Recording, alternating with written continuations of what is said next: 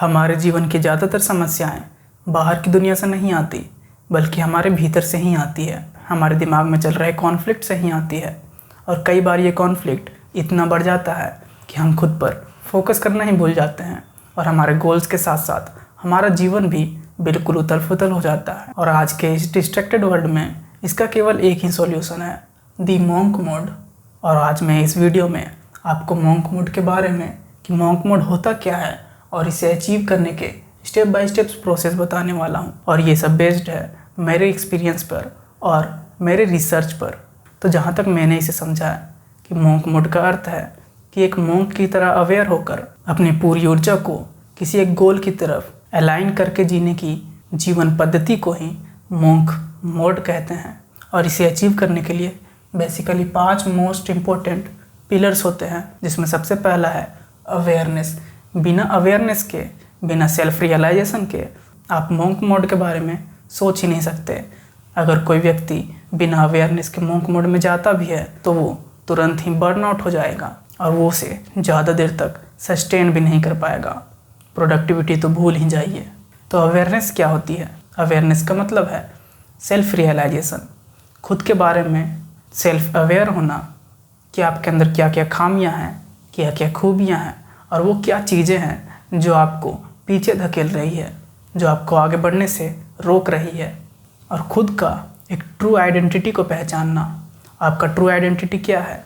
जब भी आपसे कोई व्यक्ति पूछता है कि आप कौन हैं, तो आप अपने काम को बताने लगते हैं, अपने नाम को, अपने सरनेम को बताने लग जाते हैं। और यहाँ पे मैं आपको एक बेस्ट एग्जांपल देना चाहूँगा from the book man searching for meaning. उस किताब के ऑथर विक्टर फ्रैंकल ने एक बहुत ही अच्छी लाइन लिखी थी विच सेज कि जब आपसे आपकी आइडेंटिटी, आपका नाम, आपका काम, आपकी नेशनैलिटी, आप किस जाति से आते हो, आपके पास क्या क्या सुविधाएं हैं, ये सारी चीज़ें जब आपसे छीन ली जाती है, तब जो आप बचते हो, तब जो आपके पास बचता है, वही आपकी असली पहचान है।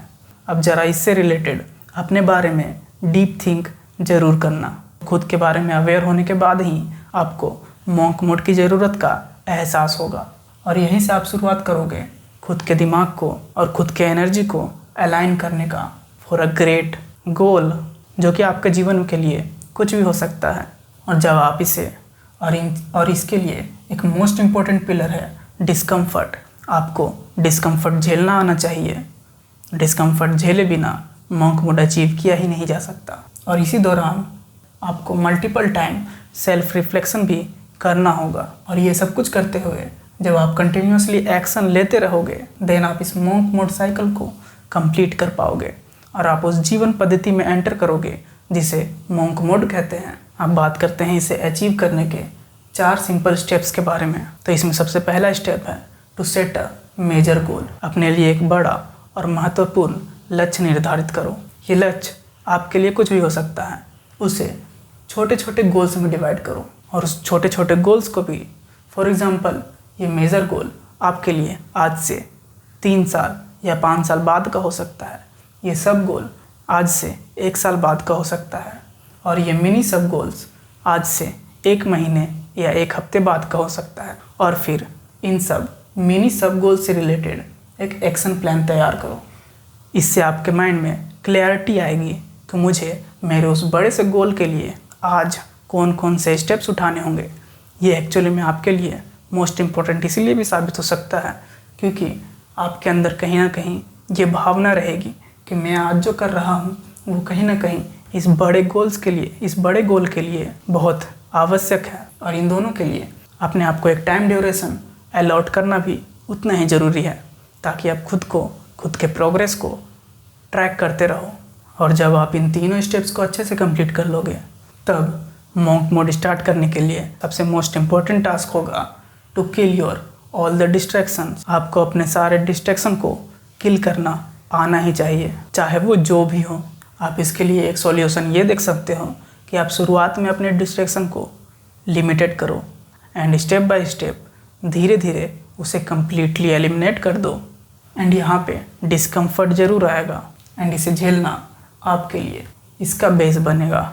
तो आप बात करते हैं इस मॉन्क मोड को अचीव करने के दौरान एक फेज़ के लिए जहां हमारा मेंटल स्टेट टाइम के साथ फ्लक्चुएट करता रहता है, जिसमें सबसे पहला फेज आता है जब हमारा दिमाग और शरीर सबसे ज़्यादा रेजिस्टेंट प्रोवाइड करता है। ये होता है सबसे स्टार्टिंग का टाइम, जब हम सबसे पहले खुद को अलाइन करके डिस्कम्फर्ट महसूस करते हैं। यहाँ पे रेजिस्टेंस सबसे हाई लेवल का होगा, यहाँ पे आपका डिस्ट्रैक्शन सबसे ज़्यादा हावी होगा।